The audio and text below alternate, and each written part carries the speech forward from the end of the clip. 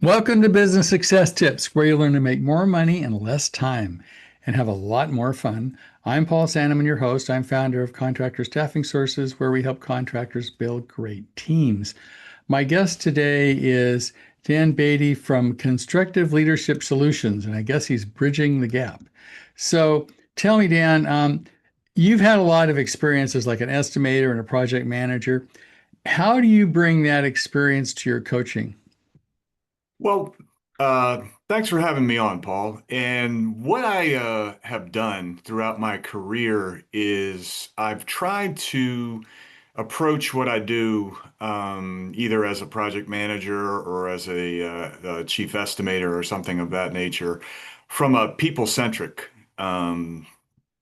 way of looking at things. And I think that's something that the industry needs quite a bit. A lot of times, because of the nature and the competitiveness of construction, a lot of times companies are more focused on profits or more focused on things that are tangible. Whereas I've always felt that the human element and what people bring to the table, what their values are, what they care about, was a lot more important. And so after spending well over 36 years in the industry, I decided to go out on my own this past January. And I wanted to do two things. I wanted to be able to bring the left side of my brain, which is the technical stuff that I can do, like teaching people how to estimate or cost engineering or things of that nature. But then on the other side, use the right side of my brain and teach these same companies, I think you'll be a little bit more successful if you become a little bit more people-centric. And remember that one of the reasons people get into this industry is to serve others, serve society. When I worked for years in the construction industry, I would pass interchanges and bridges and roads that I was a part of building, and there's a certain sense of just uh, value and pride that's involved with that. So the people that are attracted to the industry feel the same thing, I think, and just want to try to work with them and help them to be successful. So, how would you compare a people-centric construction company to one that is, I'm going to call it not people-centric because I can't think of another word. How would you compare the two management styles to a people-centric versus a not people-centric company? Well, because I've been, like I said, I've been in the industry for a long time. When I first got in, it was somewhat the Wild West. I mean, safety wasn't even as important as it became. It was all about what can you get done, how quickly can you do it, and how much money can you make. It was a command and control type situation. But as years passed, in all industries, I think the companies have realized that they should become a little bit more horizontal as opposed to hierarchical. And I think that's just kind of a trend of our society to a certain degree. People-centric means we have a whole bunch of people in our industry that are getting older and want to retire. And they have all of this knowledge, but they're not passing it along to the next generation. And it's also getting harder for the next generation to decide to even become part of the industry because of the way it is viewed, that it's either dirty, either literally or figuratively, and they don't want to get involved. And so part of what I guess my mission is making it people-centric is to remind folks this is an incredibly important industry. I mean, during COVID, it was deemed essential, and work was still going on while the pandemic was in place. So, Mhm. if we want to get goods to market, if we want to be able to have homes and schools and hospitals, it's critical that the construction industry be vibrant. So, less hierarchy, more involvement with people and meeting them where they are. The younger generations are not interested in a hierarchical, Okay. command and control way of operating. So how would you say, because I'm in a recruiting business, how would you say you attract someone to your company versus another company? What attributes would a people-centric company have? So say a project manager would rather come to work for company A than company B. So what does company A do that company B doesn't that makes that project manager want to work for them? Well, if you're talking from a recruiting standpoint, I think you cannot overstate the importance of onboarding. The way that you introduce your company to a person that wants to come work for you, you have to show them what your values are, what your mission is, and why you exist. Again, the younger generation, and I applaud them for this, quite frankly, is that they need to make sure that what they're doing is important and meaningful in order to be a part of it. And it's not going to work if you have a construction company where you say, okay, well, there's the foreman over there. Just follow that person around and do what they do. Mhm. That's not it. You have to train them. You have to make sure that once they come on board, they understand why you exist as a company and feel like they're a part of it and feel like that they understand the mission of the company. That's probably the most important thing you can do. So Dan, what are some practical things that an employer can do on the onboarding process or to keep people, keep them motivated, keep them work for the company, and not just be about money and time? So you've worked for some companies. What suggestions do you make for your companies that you're coaching? Well, what I would suggest first and foremost is, like I said, you have to give them the understanding of why the company exists and what the mission is. And the minute that they come on board, there should be a plan, like a laid out, this is how you succeed at this company. Give them a roadmap. Think it through. It's not just a job description. It's a pathway to becoming a better version of themselves as they continue to work. Mhm. So take that time. And the other thing I would recommend, it's not just, oh, hey, there's the foreman, do what they do. For somebody that's new, I think it would be great if you had either a mentor or a sponsor. They're two different things, but bringing a new person on, get somebody that's seasoned to shepherd them along, to give them some benefit of their experience. One of the things that happens is that sometimes people that have been at a place long time decide, well, I don't want to share what I know because then they might take my job.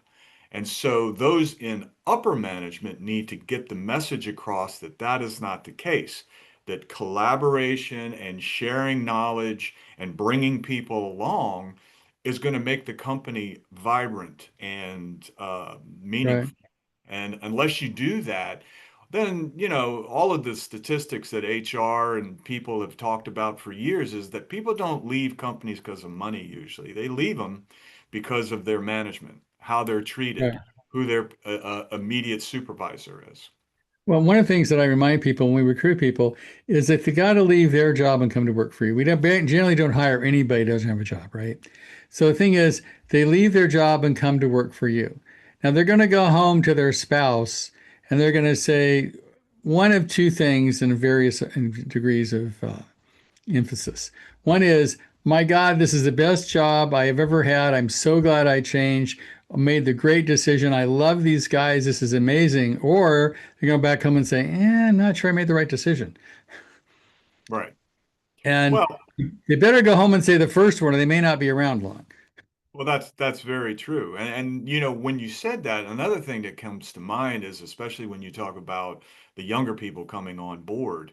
Obviously, it's not ideal to hire somebody that doesn't already work somewhere else. I agree with you there. But sometimes when I've looked at some of these job descriptions and it requires so many years of experience and it's like a laundry list of things that very few people can check every single one of those boxes.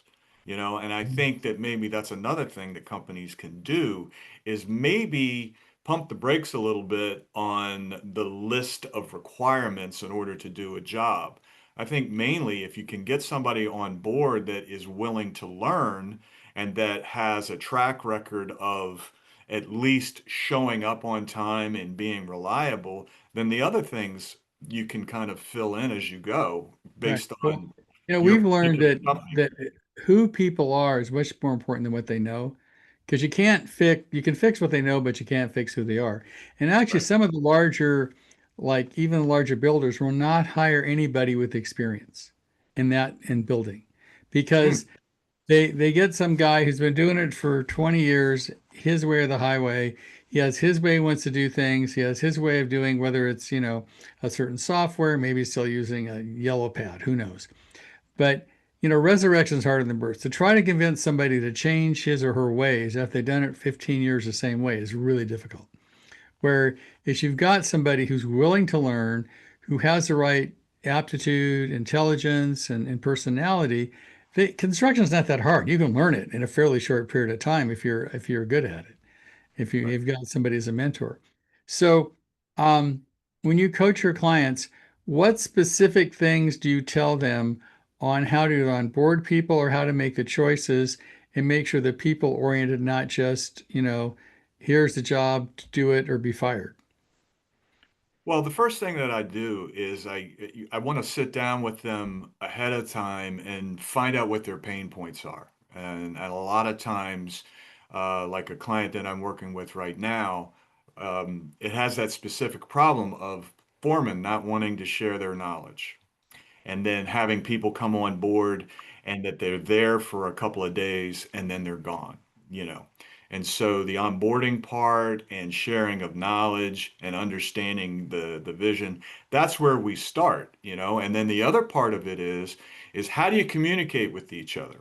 Because a lot of times folks that are attracted to the industry are often, I'm not saying every single time, but are often kind of technically oriented people that may or may not communicate in a way that's easily understood by everybody. So another thing that I will do with companies is I will work and break down, hey, how do you communicate with people and what are your methods of communicating so that you can get the message across? Um, and you can start that in something as simple as a toolbox meeting. It's like you have to lead those in the field. Well, how effective are they? And how do you speak to everybody in your crew?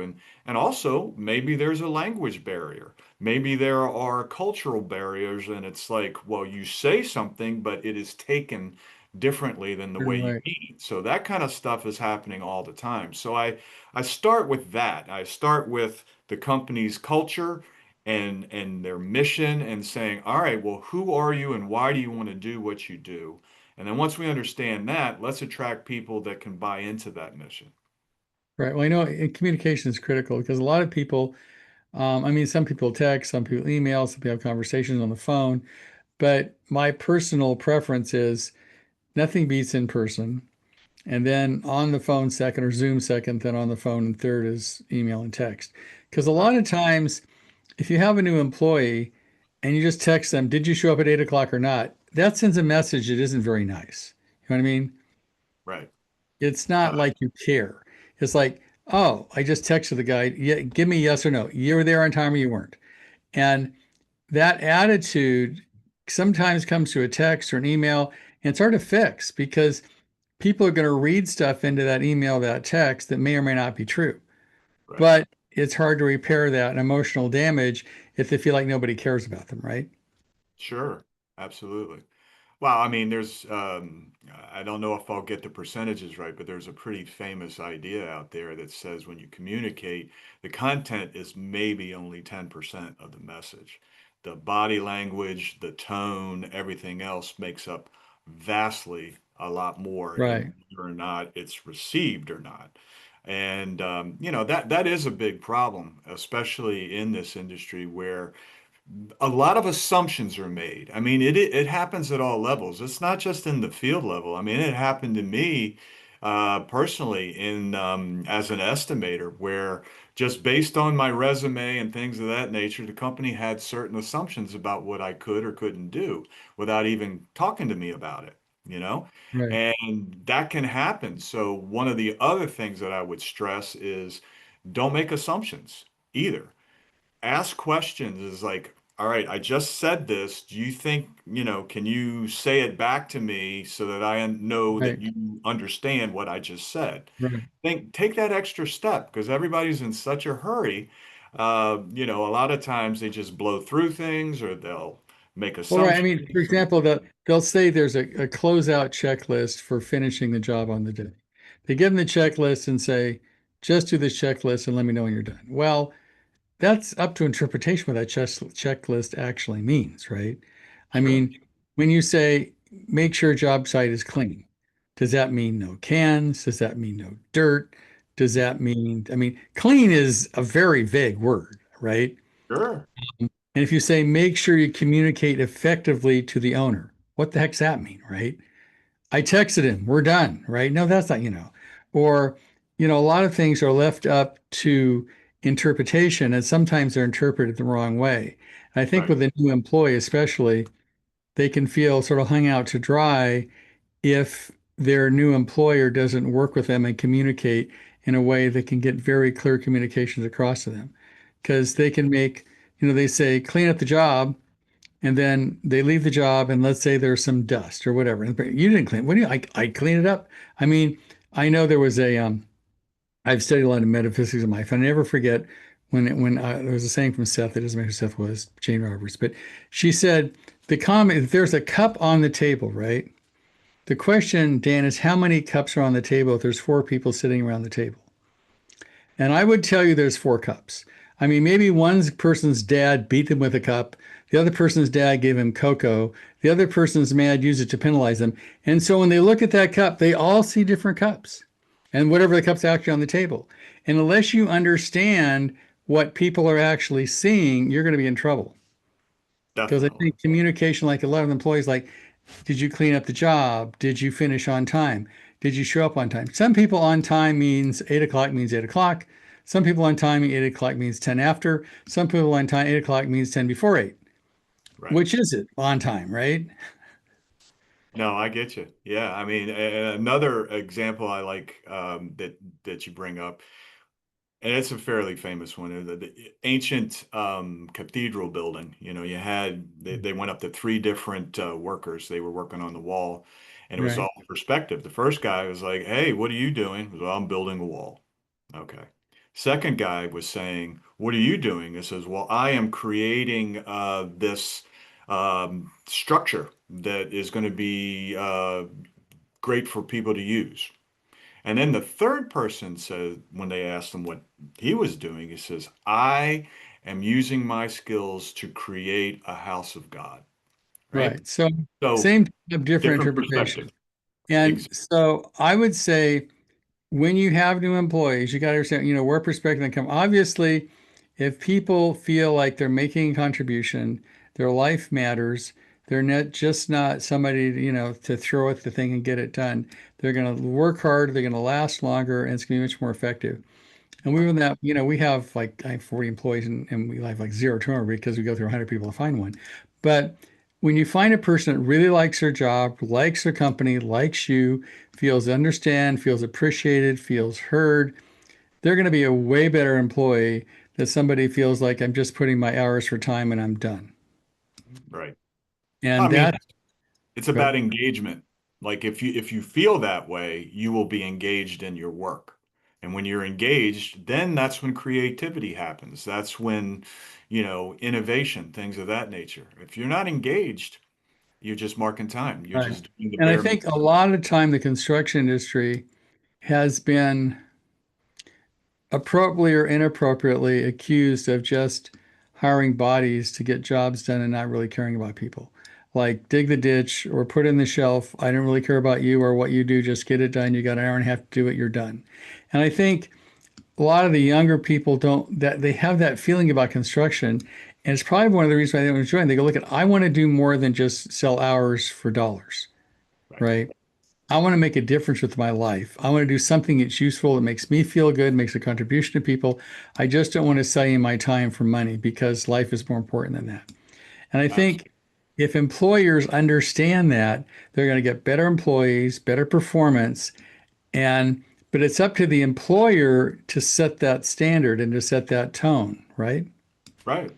Oh, absolutely. And to hone in on what it matters to the individual is very key because like I said earlier, the younger generation, they're not interested in doing things that aren't meaningful and Right. a meaningful use of their time. They're not as transactional. Like when I was coming up, in the 80s and the 90s, the idea was, oh my goodness, well, you better go get a degree so that you don't have to get your hands dirty out in the field, which was a horrible message, quite honestly, Right. because without the people in the field, without the trades, nothing gets built. It That's doesn't. true. The other thing I think it's really important, I think it's, maybe we finish this, is that AI is sort of bringing that home. Because when you think about it, if you're just selling information for money, you can probably be replaced by AI. Whether you're middle management or whatever, all you're doing is looking at a computer, looking at information, transferring it, and going from A to B, and just basically selling information for money. AI can do that way better, cheaper than you can do. If you're actually building something like hammering or building, or AI is not going to do that for a long time. There's a Right. lot more job security in the trades than there certainly is in middle management, at least these days. No question about it. And not only that, if you're a young person, you could probably enter an apprentice program or do something of that nature, learn how to be an operator of some sort right out of high school. And you're earning as you learn, and there's no debt at the end of it. It's actually And a it's interesting, fantastic some of the skill. wages are, if you look at what a teacher makes compared to a heavy equipment operator, it's not even close, right? Not even close. Not even Or close. even electrician, they make, 120, 150,000 a year, or a plumber versus somebody who's a middle management person for a company. So no, Right. it also, not only do you get, it pays well, I think you get a lot out of it. And I think it's really important, as you said, that when you're hiring people, you get them to buy into the culture and the meaning and not just dollars for hours, but actually making a contribution. Absolutely. Yeah, I mean, I think it's key. If companies really hone in on the values piece, like why people do what they do and what they value, as opposed to being transactional, I Right. think it will make a big difference. I agree. Well, thanks, Dan. I appreciate you being here. Now, if anybody wants to get a hold of you as a coach and believes in what you're talking about, how do they reach you? Well, the best way is I have a website, www.constructiveleadershipsolutions.com. And I also have a pretty robust presence on LinkedIn. You can find me under my name, Dan Beatty, or Constructive Leadership Solutions. It also has a business page. And that would be the easiest way to get in touch with me. And again, my email address is dan@constructiveleadershipsolutions.com. And I would definitely welcome people asking what we Right. do and how we can help them. So I always think people, if you don't have a coach or you're not happy with your coach, whatever, talking to Dan, I'm sure he doesn't charge you for the first hour. You get a chance to relate and see if you and he are on the same wavelength and the chemistry's there. So I would say if you don't have a coach or you're not happy with your coach, give Dan a call. It could be a good alternative. Thank you, Paul. Appreciate that. Thank you, Dan. Appreciate you being here.